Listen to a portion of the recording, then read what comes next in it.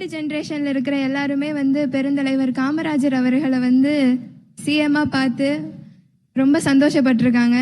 எங்கள் ஜெனரேஷனுக்கு வந்து உண்மையிலே தான் தளபதி அவர்களே, நீங்கள் தான் எங்களுக்கு வந்து அடுத்த காமராஜராக இருக்கீங்க. அது உண்மை.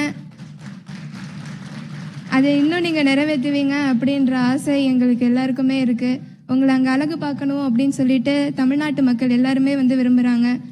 எங்களை இங்கே வர வச்ச வினோத் ரவி சார் ரொம்ப தேங்க்யூ. எல்லாருக்கும் ரொம்ப நன்றி. Thank you sir.